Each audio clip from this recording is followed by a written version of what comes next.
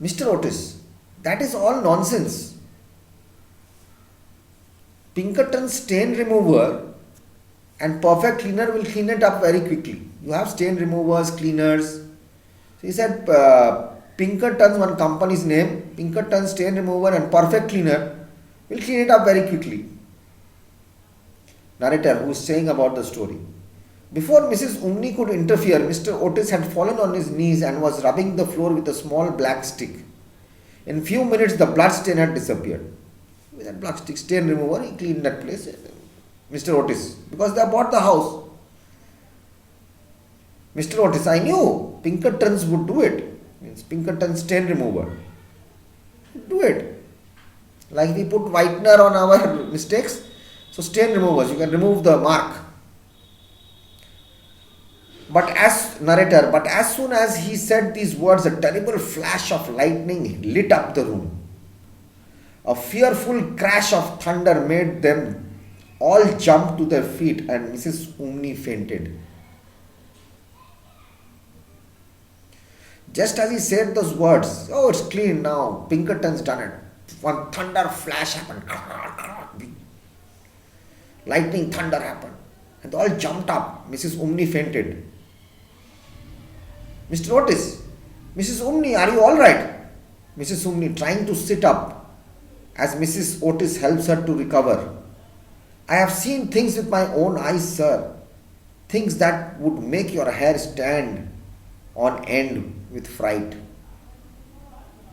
Don't our hair stand when we get scared? Mrs. Otis, it is quite alright, Mrs. Umney.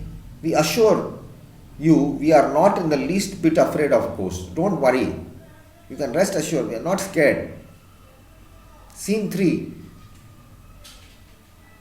The storm blows fiercely all that night. The next morning, when the family comes down to breakfast, they find the terrible stain of blood once again on the floor. Everything is okay, fine. There's a whole storm, whole night there's a storm going on, thunderstorm is going on. They got up in the morning. They come down from their rooms for breakfast and they find that blood stain, the terrible blood stain again has come back there. Mr. Otis, I don't think it can be the fault of the perfect cleaner. I have tried it with everything. It must be the ghost. Now Mr. Otis saying, I've tried with everything, perfect cleaner, I tried Pinkerton stain remover, we removed it, but it's not going on. It must be the ghost. The narrator. One night the family went to bed at 11 o'clock and by 11:30, that's 11:30, all the lights were out. Means they had put off the lights. By 11:30, that means they're sleeping. Lights are out means everyone has gone out to sleep. Mr. Otis, what's that noise coming from the corridor? Is the passage between the bedrooms. It's called the corridor. It sounds like the rattle of metal. Some metal sound is coming, some chains sound is coming.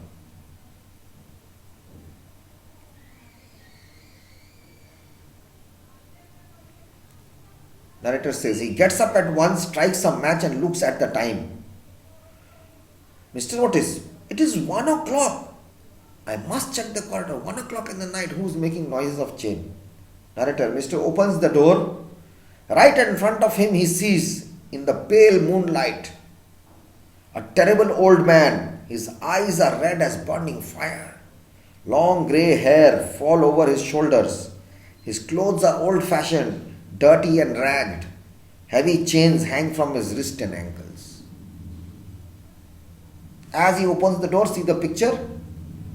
Everything is torn and all. Hair has become old, hanging out, bad looking, face is looking devilish, red eyes and chains on his ankle, standing there. In the moonlight, he's seeing that. Mr. Otis, my dear sir,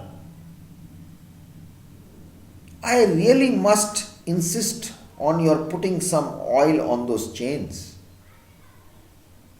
I have brought you a small bottle of Tammany Rising Sun lubricator. I shall leave it for you by the bedroom candles. and will be happy to bring you some more if you need it.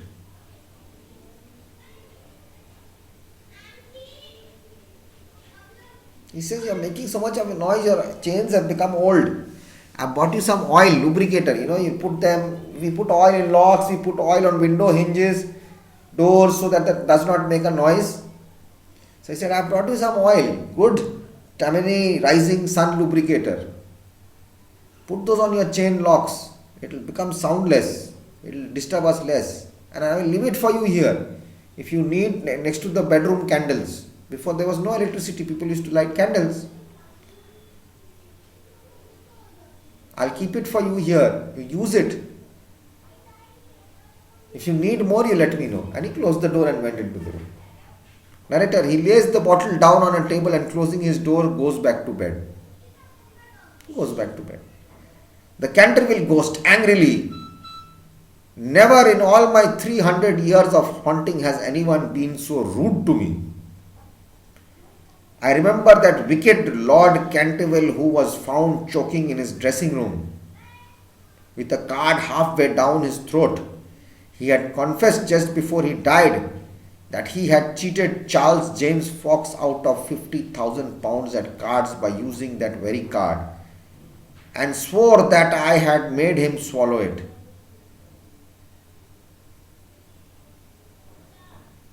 And now after all this, some awful Americans have come and offered me the rising sun oil. It's quite unbearable. I'll not bear it. Painful, even to think. Annoying, unpleasant, unbearable. Besides, no ghost in history has ever been treated in this manner. People feel scared of me, and this fellow is coming and giving me oil to make my chains not make a noise. I remember 300 years no one has treated me like this.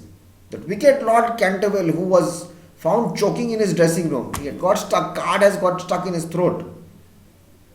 He had confessed before he died that he cheated Charles James Fox of £50,000 in a card game by using that very card by which he was choking, and swore that I had made him swallow it. And he said that yes, the ghost had made me swallow it. I have done something wrong. And some Americans have come from America to London and they are saying that they are giving me this rising sun oil. I can't take this disgrace, disrespect. I have never been treated in this manner. Next morning, the Otis family met at breakfast. They discussed the ghost at some length. The American minister was naturally a little annoyed to find that his present had not been accepted. That oil which he gave has not been accepted. It's lying there. Mr. Otis, I have no wish to do ghost any personal injury. Upon the other hand, if he really declines the use of rising sun lubricator, we shall have to take his chains from him. It would be quite impossible to sleep with such noise going on outside the bedrooms.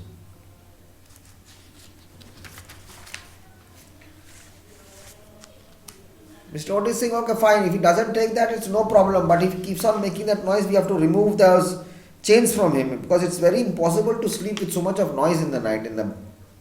There's so much of noise outside the bedroom.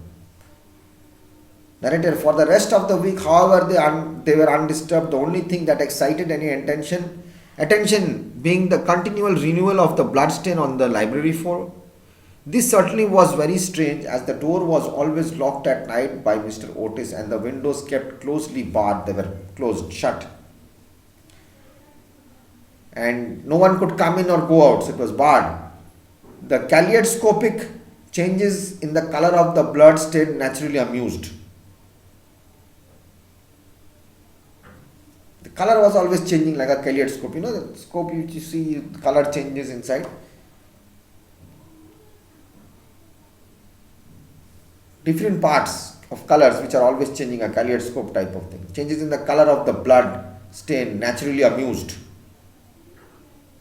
Something funny is happening. How is it changing? The party very much. And bets on the subject were freely made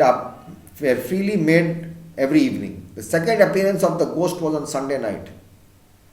The twins, the children, aiming their pea shooters at the ghost. Let's shoot the ghost down. pea shooters, the children's play guns. Mr. Otis pointing his revolver at the ghost. Hold up your hands! Narrator, the ghost started up with a wild shriek of rage and swept through them like a mist, extinguishing Mr. Otis's candle as he passed and so leaving them all in total darkness. On reaching the top of the staircase, he recovered himself and determined to give his celebrated peal a demoniac laughter. Don't ghost comes, the sound comes, they laugh, they shriek, that horror sound. That's the sound and all. Demon, like a ghost sound, laughter. Mr. Otis, I am afraid you are far from well and have brought you a bottle of Mr. Dobell's tincture. Substance used as medicine, tincture. If it is indigestion, you will find it a most excellent remedy. You see, if you are shouting so much, if you have so much of noise is coming, I think you are having some indigestion problem. You have not digested properly. Take this digestion medicine. It's going to help you. It's a very good remedy. They are not getting scared. The narrator, the ghost, glared at her in fury, at Mrs. Otis, and began at once to make preparations for turning himself into a large black dog. When he heard footsteps of the twins approaching, he vanished with a deep groan. Because they are shooting him with those games. Children are not scared. He trying to make himself into a dog and come in front of them, but they are not scared at all. So this is the story. It's quite funny.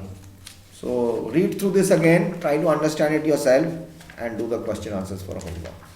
Till then, bye bye, take care and respect your parents, do your studies, play and enjoy your Diwali and Chhath Puja.